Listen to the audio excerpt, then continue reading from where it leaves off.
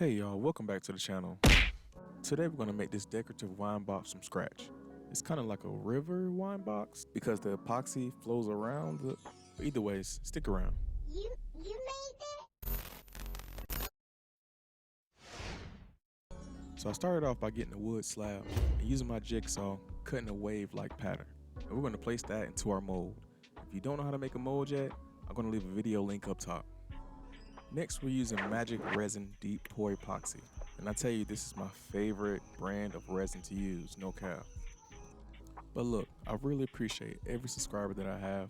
So if you haven't already subscribed to the channel, go ahead and hit that subscribe button right now, like the video, and let's get back into this. As you can see, the black pigments look really good with this pattern. So with this deep pour epoxy, we're gonna let this sit in the mold for about 3 to 4 days. So right now we technically have our board that we're gonna use, so we just have to cut this into the correct sizes. Next, we're gonna make a 6-inch rip across our board.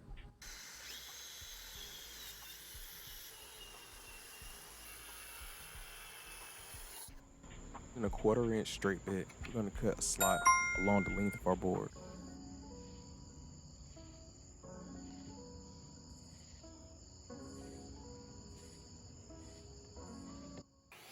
So next we're going to cut the 4 walls for our box.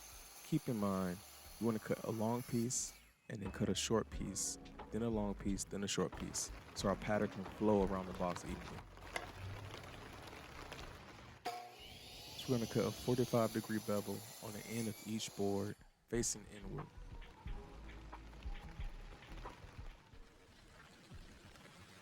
So this is what we have so far. This box has a lid that slides in from the side, so let's mark our epoxy and cut that piece off.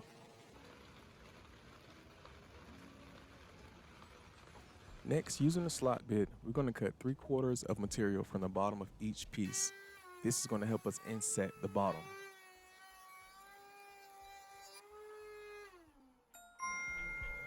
Now it's time to glue up our box, but I'm going to do this in a non-traditional way. Hey, it worked when I did a floating shelf with it. We're going to use contact cement. So we're going to apply a generous amount to each bevel. We're going to let it sit for 20 to 30 minutes. Once they're completely dried up, as soon as they touch each other, they're glued. No turning back.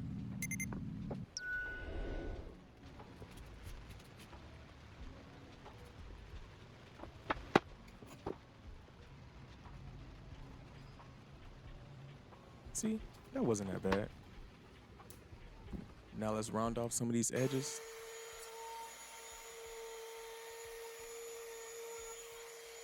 And sand this up to 220 grit. Don't forget to spray your wood to pop the grain, then resand.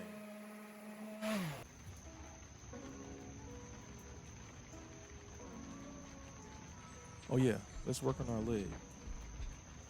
Yes, I know that I can cut this by hand, but I'm going to use my D1 Pro and a piece of 10mm thick hardwood to make sure this cuts are precise.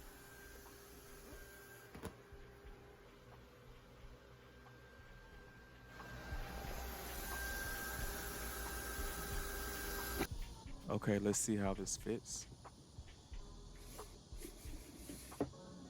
We're going to finish our wood with a layer of triple thick polyurethane. Next, let's add a handle and see what it looks like.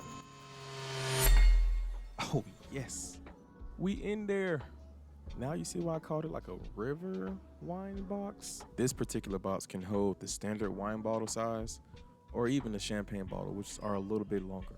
This is a nice anniversary gift, wedding gift, or birthday present. Maybe I'll toss some LED lights on the next one. Thank you for following along. We'll see you again for the next video.